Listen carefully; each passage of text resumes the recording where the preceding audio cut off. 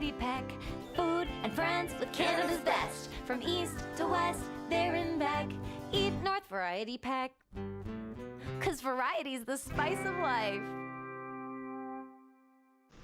Hello everyone and welcome to another episode of Eat North Variety Pack. I'm your host Dan Clapson. If this is your first time tuning in, please make sure to subscribe so you can get reminders on our shows. They happen every Thursday night at 7 p.m. Mountain Standard Time.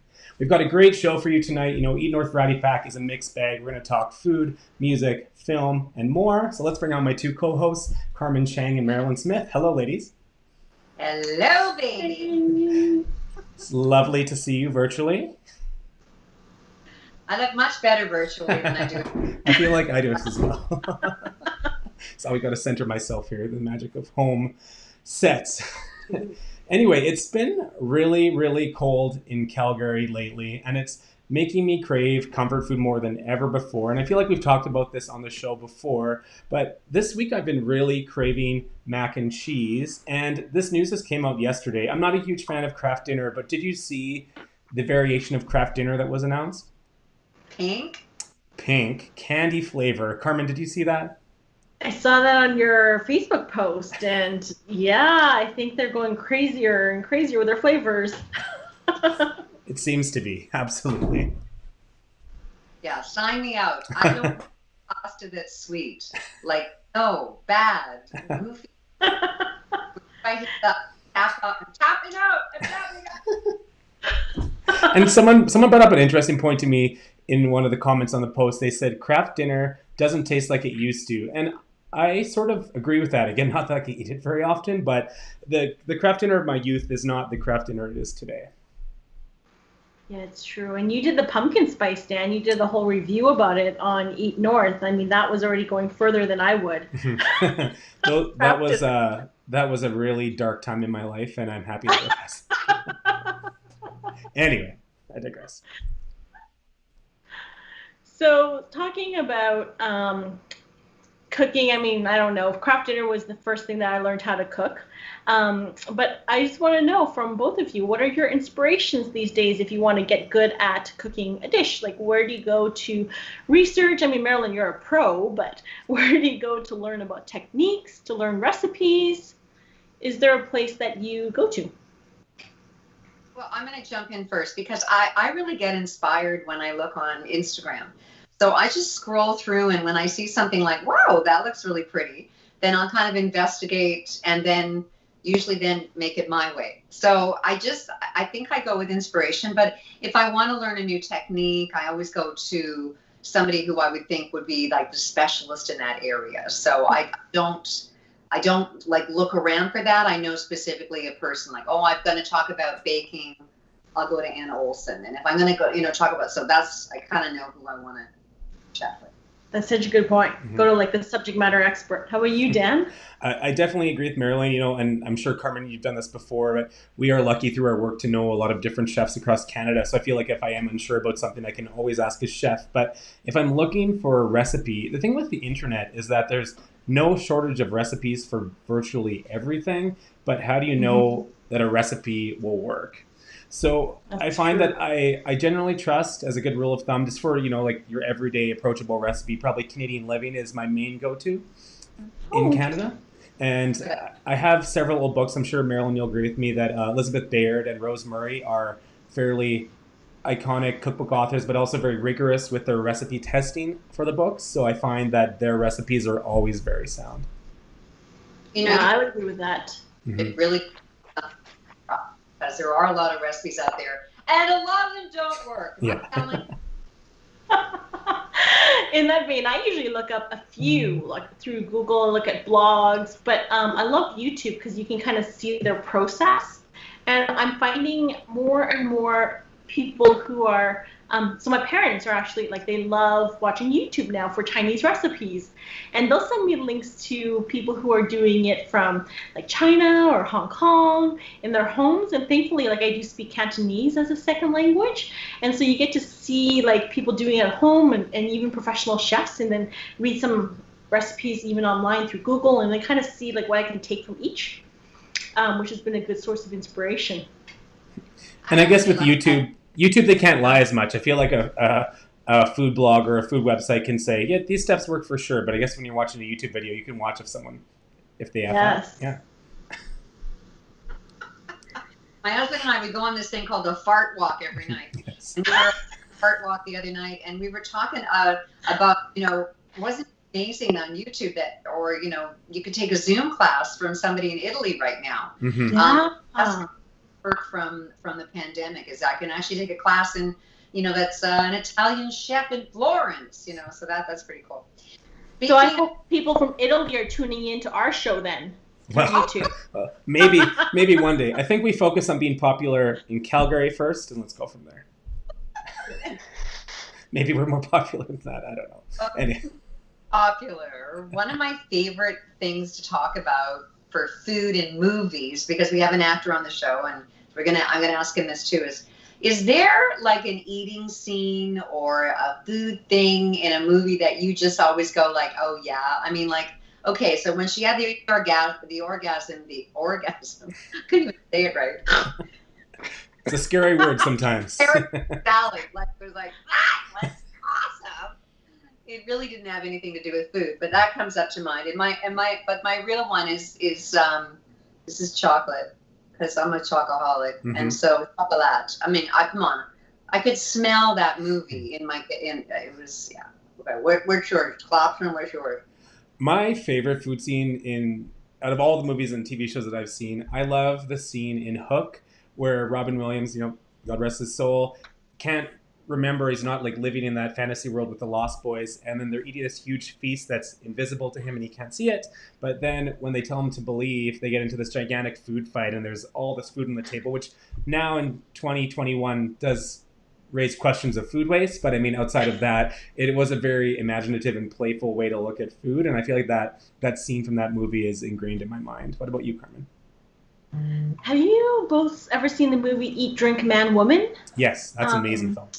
It's a lovely scene that opens up that movie, and this gentleman is cooking this like elaborate Chinese meal. I mean, he's doing everything from fish, I think, to poultry, to like pork, I believe, and it's for his family. And so you see this like gentleman cooking, and it's so elaborate and complex. And you think he's like making this banquet for like tons of people, and it's like his daughters that are coming over for dinner. But I love it. Because I think in Chinese culture, a lot of the times it's about showing love through food. And I think you really get that sense of his care for his family, just even in that opening scene. I think that movie is fantastic. And actually, I don't know if you know this, but that food scene in particular was Anthony Bourdain's favorite moment in film. Wow. Mm-hmm. Now it inspires me to go and try and watch that movie all over again. It really is a wonderful movie, although it's not specifically about food, but I find that so much of that plot of the movie is food is always there, right? They're always having dinner or lunch or something, some sort of extravagant meal that the father's cooking. It's really amazing film. For sure. Well, speaking of film, we are very lucky to have a wonderfully talented actor on the show today. He's based in Calgary, Ryan Northcott. He also owns a production company called Media Pop. He's very prolific in terms of producing films as well as directing them and acting in them. We have a little snippet of a short film we're going to show before we bring him on, and this is a film that he made during the pandemic with his daughter, and it's screened at several film festivals, pardon me. It's called Once Upon a Pandemic. Dad? How did you and Mommy meet? We met at a concert. Do you think she'll come back too? I don't know. I hope she does. Me too. How you feeling? Bored. Bored?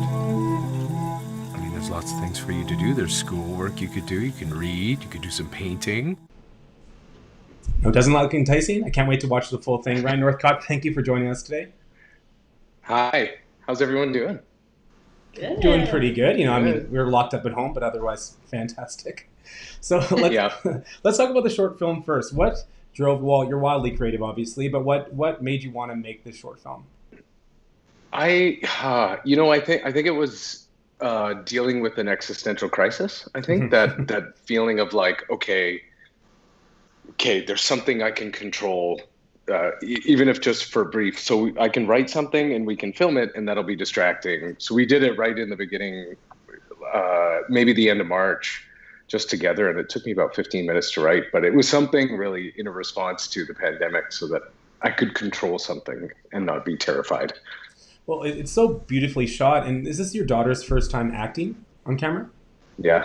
Yeah. It was her first time. I mean, she sort of gleaned maybe the odd thing from Dad. You know, she's a bit of a character herself. So, but yeah, her first thing. She's so much better at remembering lines than I am.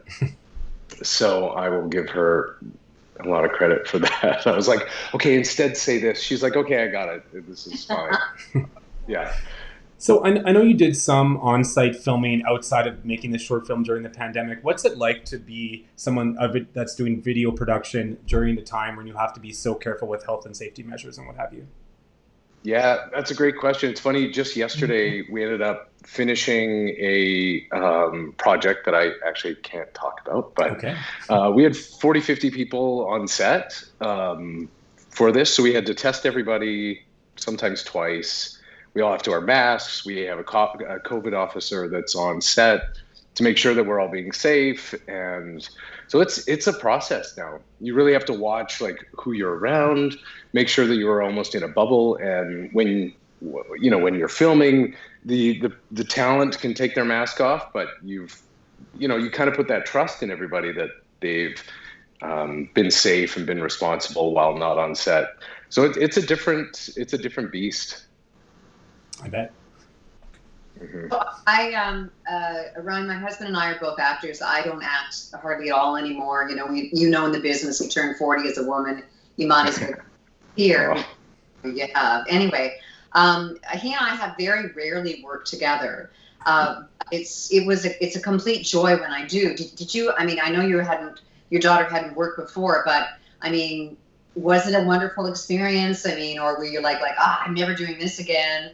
Or she was so like, just talk about the whole experience of working with somebody who you love. Yeah, we had a blast. Like it was just fun. I think we made up a handshake, like that handshake that's actually in the film. We ended up making that up for the film, but now it's just our handshake. So, I think she has these bright eyes and these, when she looks at acting or when she looks at film, she's so excited by it.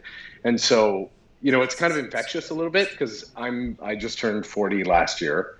And so, I'm kind of at that jaded, not jaded, but, that feeling of like, okay, I've been around the block, okay, yeah, I'll go do this show, whatever. But she looks at it as in such a innocent way, and so it was infectious, and it kind of gave me a little bit more love for acting, to see it through her eyes. I love that. I love that you got to kind of like you said, you saw it through her eyes, so a new perspective. Yeah. Yay, that's awesome. Have you been kind of writing before, or was this like your first attempt at a script? It's fun. No, I've done a couple before. I did one 2 years ago, I guess, at this point, and which turned out fine. I learned a few things from that. So this was the first real one where it was like, okay, I'm going to, really do it the proper way and go through all the proper production aspects to it, as opposed to just I started many years ago doing sketch comedy, and it was just all of us, two friends and I, and we would just shoot stuff for fun and put it on YouTube. And at one point I think we were in the top 100 most viewed YouTube channels, and it was just sketch comedy. Like it was so much fun, but that was more guerrilla. It was more not going through the proper channels, not kind of doing it the right way. Whereas this time it was like, okay, we'll do it the right way. And it turned out great. And then we're actually doing one now, I think, come up. We have to do it before June. We got a grant from ACTRA, actually. So I'm very excited about that. Yeah, way to go. Yeah, thanks. Awesome. You were talking, Ryan, I was thinking about just how the film industry has been so impacted by this pandemic and COVID. And I mean, certain people aren't going to theaters right now, but we're consuming a lot of content. And one of the things we like to speculate about on this show is how the pandemic will shift our food industry, but I'm wondering what your thoughts are in terms of any shifts we might see to the film industry in the future because of this past year and a half. You know, I think there's a content thing that's going to happen where I actually heard this on a podcast, but I think I agree with it totally, is I think at some point, like when 9/11 happened, sorry, I know it's kind of dark, but that you, even in film or anything that was based on real life, you couldn't ignore that it had happened, right? Like, not that the content had to be about that, but you couldn't ignore that had happened at some point in the world. And so I think that's going to be the same now with COVID. I think no matter what movie, if you have something, there's going to be a COVID. It's going to exist. You can't ignore it. So I wonder if there's going to be stuff about it, or if we have kind of fatigue because we're all exhausted. I think, but it will always exist in real world film and television. That's true. Hey, for me, like, I like to watch shows I can relate to, but I also have seen a lot of folks on social media post about like watching film to get away from their reality, and they're like, why am I watching film about someone with a pandemic or someone having to wear masks to go into shops right now? But I can totally see that it could change some of the storylines we might see. I always laugh when you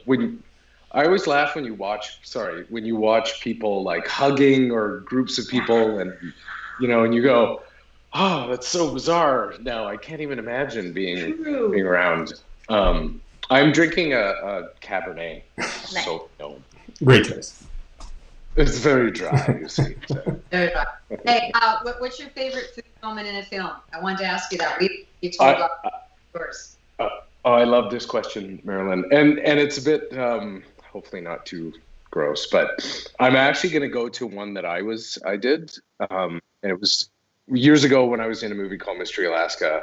It's a hockey movie, and I play the young guy, Stevie Weeks, who is brought onto the big Saturday team, the Saturday game. It's like the biggest thing in the town. And it's right before my first game. And yeah, that picture right there. Anywho, yeah, that's a good one. But so I'm sitting in the locker room, and it's right before the first game, and I'm nervous as everything. And I throw up in the locker room in front of all of the guys. But I had to spend that whole scene with a mouthful of like Campbell's cream of mushroom soup in my mouth, just to whatever. So and it was disgusting. I don't think I've had cream of mushroom soup since. It was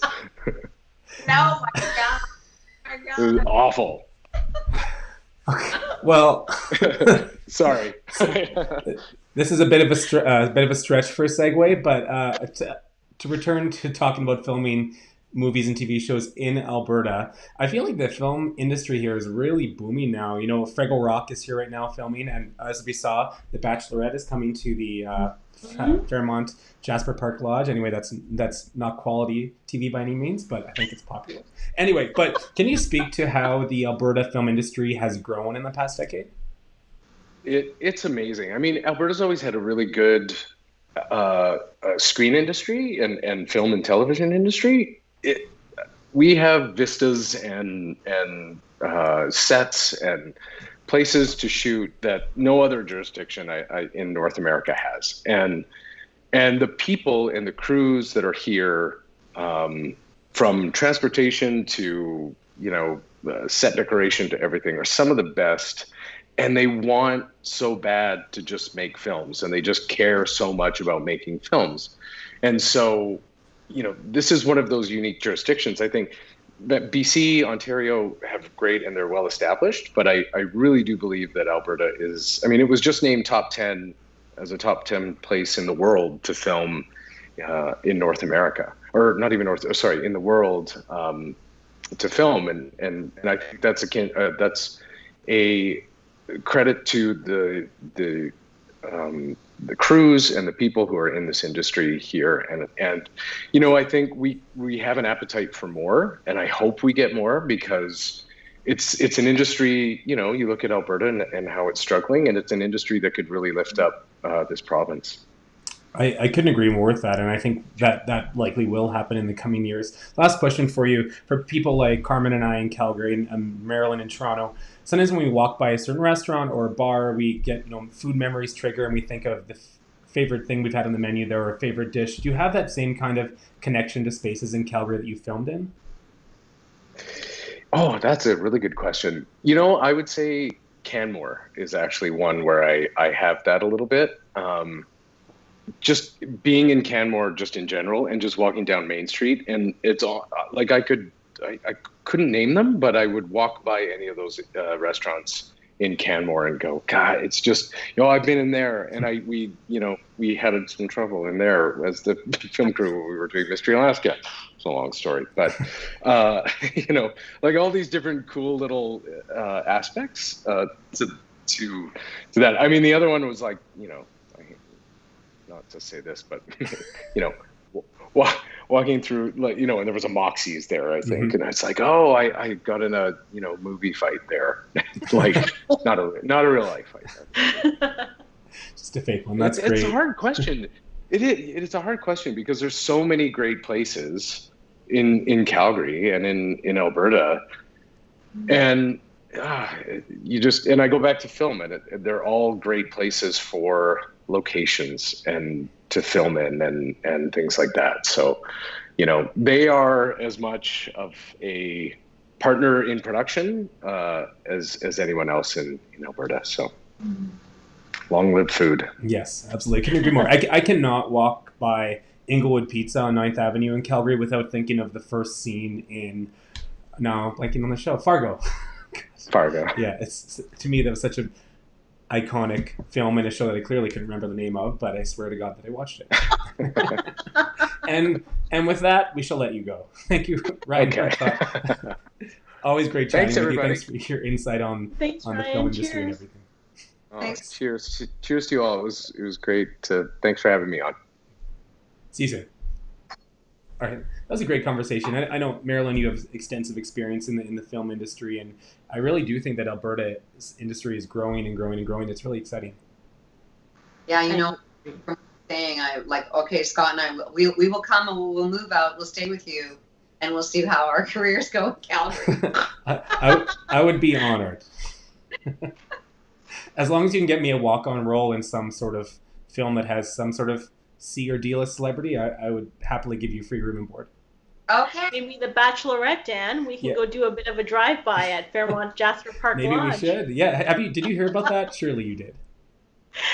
I did, and I felt a little personally attacked when you talked about how it might not be the best quality show, because it's definitely one I PVR every season.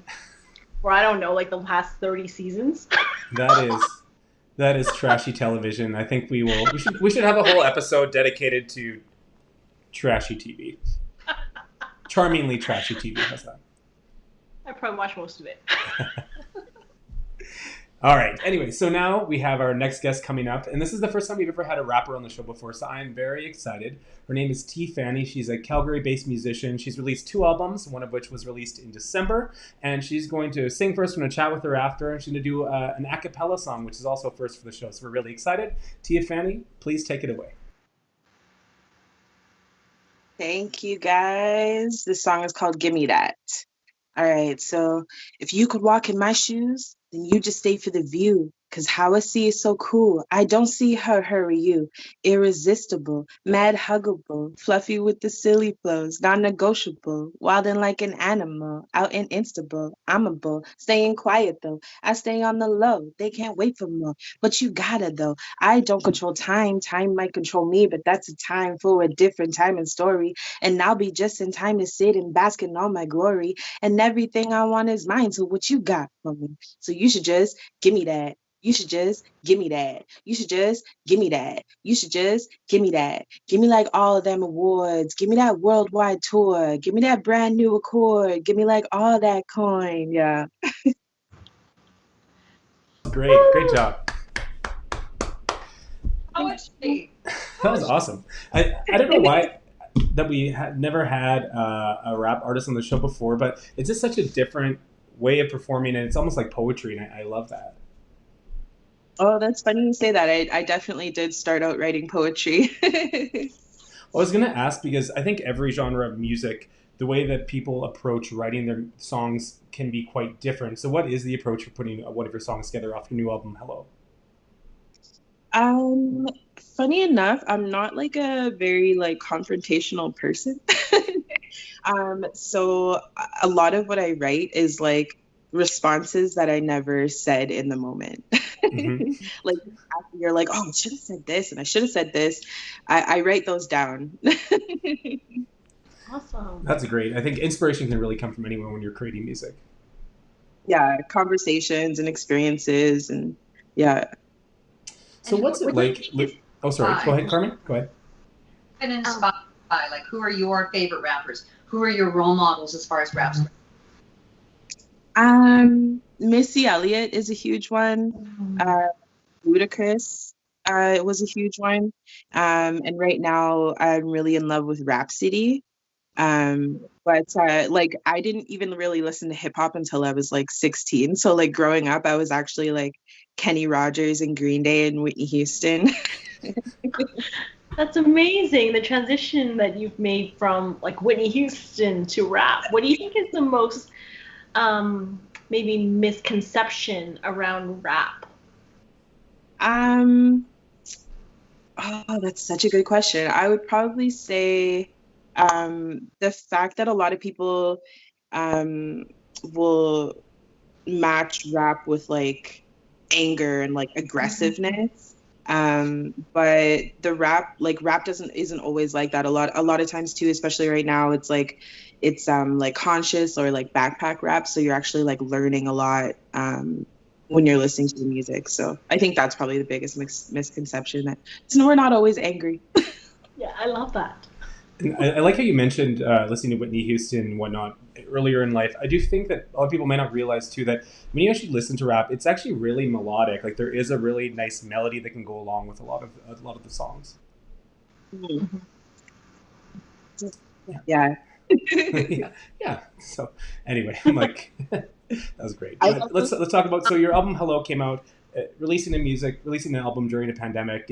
No easy feat. What are your hopes for 2021? I think we can see some in-person performances likely happening by the summertime, so that's got to feel good.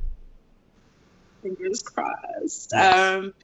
I'm pretty new-ish. Like I had stage fright until like early 2019. So I wasn't like 100% with music until then. And then things were just starting to pick up for me. I probably had like 2 or 3 performances a month. Sometimes 4, and that was like November, December 2019, so yeah, definitely I can't wait until the world opens back up and see maybe, where I would have or could have been if the pandemic didn't happen. But I just figured that, you know what, I'm gonna do all that I can do, and then that album just came out. Just like. And I know you did perform at Sled Island, did you not, in 2019? No, but I did get onto Sled Island 2020. Okay. But the pandemic happened. Right. So okay. Yeah, so I was listed as one of the performers for this past year, but unfortunately COVID, so. Hopefully they can reboot that. But can you speak to how music festivals like Sled Island help, foster emerging talent like yourself in Calgary?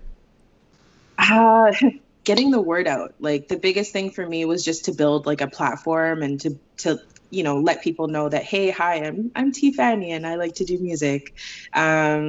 So festivals like Sled Island and even like FemWave are just like beautiful platforms for people that already, enjoy local music, doesn't matter what genre, and then you're matching it with local talent that's like, actually really talented. So I think that that's like a perfect match, and it builds your fan base like 3-4 times faster. Just fantastic. So yeah, here's hoping we can see you live later in 2021. I'm going to manifest it. I know it's going to happen, and I'm sure Sled Island will happily have you back when they're up and running again too. For sure. Manifest everything. Yes. Manifest everything good, nothing bad, just good. Really quick before I go, I just Yes. wanted to say, because I know I really love what you guys are doing. Thank you so much for having diversity on the show too. That's huge, because I have been watching your past episodes since I think December. Yeah, I just wanted to say I appreciate it, and shout out to Simply Irie, because that's my mom's restaurant in Calgary. So Aw. support. Oh, I didn't know. Oh, I didn't know that. Otherwise, we could have just talked about Jamaican food the whole time. My Oh, partner went there to okay. photograph. She helped us just choose some things from her menu, and it's amazing. We had the aki fish. Yeah. So good. Oh, ackee and saltfish, it's so good. If you can ever catch it with some put some like fried dumplings with them, Yes, we had that. It was so good. yeah. Oh, you were sleeping on a big family secret for us. I love that Sorry. connection. That's amazing. By the way. That's great. Well, TeaFannie, thank you so much for being on the show. It was great to hear a little snippet of your song. People can listen to the full album Hello on all streaming platforms. It's a great one, and we'll happily have you back next time you have some new music out. Thank you so much for having me. All right. Thank you. Thank you so much. And thank you everyone for watching another episode of Eat North Variety Pack. I'm your host, Dan Clapson, joined as always by Carmen, Cheng, and Mairlyn Smith, and we will see you all next week. See you. Cheers. Eat North Variety Pack. Food and friends with Canada's best. From east to west, there and back. Eat North Variety Pack. 'Cause variety's the spice of life.